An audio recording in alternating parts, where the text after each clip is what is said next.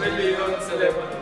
May reliyon yung tatagpuan sa Lebanon na higit na nakaka-apekto. Bago namin talakayin isa-isa ang mga reliyon na ito, ay lalakhala muna namin ang mga kahulugan. Apektuhan ang kultura, pag-uugali, at pamumuhay ng bawat Sa isa. mga reliyon sa Lebanon ay ang Ito ay ang reliyon ng mga Muslim na kung saan ay sabay-sabay silang sumasamba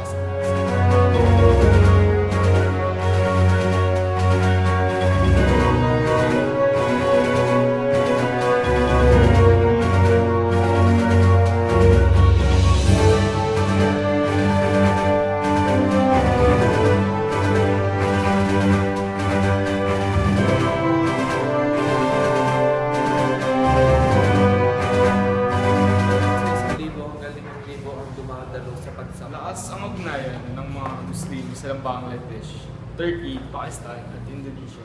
Ang reliyon naman ng mga Romano Katoliko ay kinikilala sa bansa. Malaki ang porsyento na sinasaklaw sa populasyon ng Lebanon. Dahil sa reliyon ng Romano Katoliko ay nagkaroon na rin ng Latino. Pinakilala naman ay ang reliyong Christianism. Ito sinasabi na nilibot daw ni Jesus ang Lebanon para mapalaganap ang reliyon. Ang Islam, Romanong Katoliko, Latinong Katoliko at Kristyanismo ay ilan lamang sa mga reliyon sa Lebanon. Ang Armenian, Apostolic Church, and East Orthodox Church ay ilan din sa mga reliyong kilala sa bansa. Ang pagkakaroon ng maraming reliyon ay nagbubunga ng religious intolerance sa bansa. Kung kaya't lumaganap ang gera at gulo sa bansa.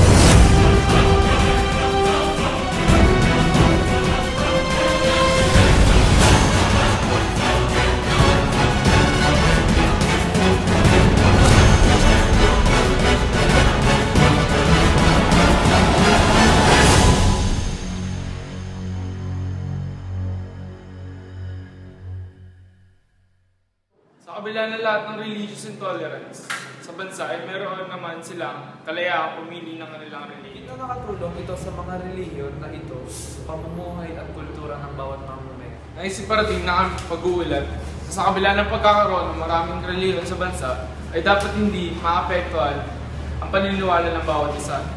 At dito nagtatapos ang aming pag-uulat.